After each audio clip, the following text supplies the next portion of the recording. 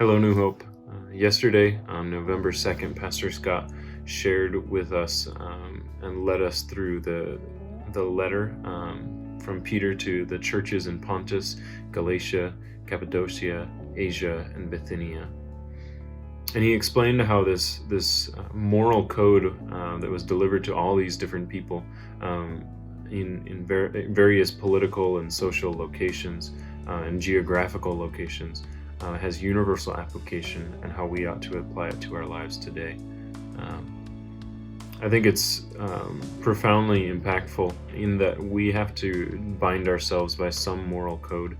In light of the election this week, we have to speak up for truth. We have to be facilitators of strong community. We have to be peaceful presence, and we have to be leaders of a true Christ-like community and what that looks like.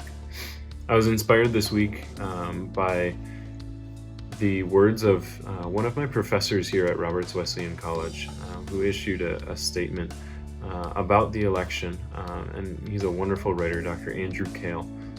Really shared some inspirational words that represent some application points for how we can take this moral code, this biblical code, and apply it to this present circumstance, which is the election this week. So indulge me as I read his words. But we have the power to reignite our independence. We can say to the chaos, "You are not me. You are not my family. You are not God. You are not America." We can take back control of our hearts and minds, walking with God and one another towards genuine community. Here are some first steps, and I'll read a few of the ones that he has listed. He says, pursue love and truth above all else. Let's have a commitment to love and truth that supersedes any concern that our side wins.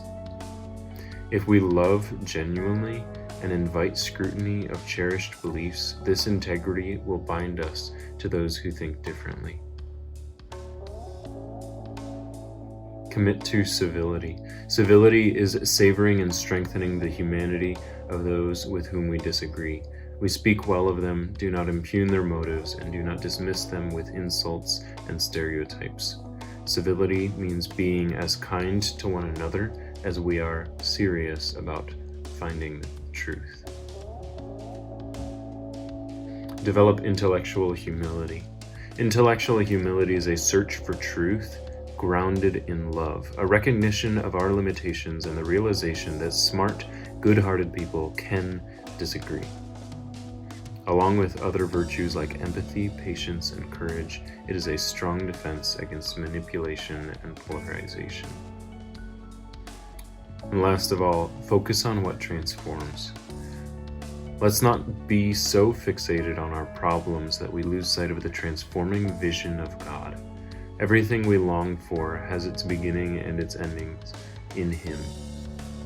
God is truth, beauty, justice, love.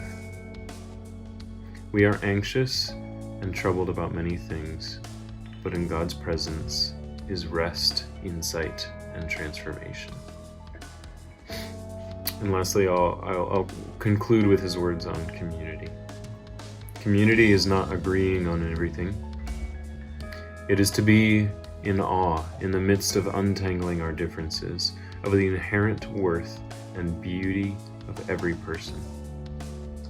It is civility over manipulation, humility over intimidation, wonder over pride, service over conquest.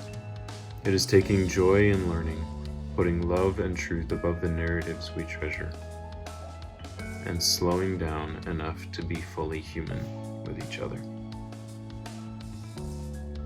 As we think about the hope of our inheritance that will never perish, spoil, or fade, let us fix our eyes on what will transform.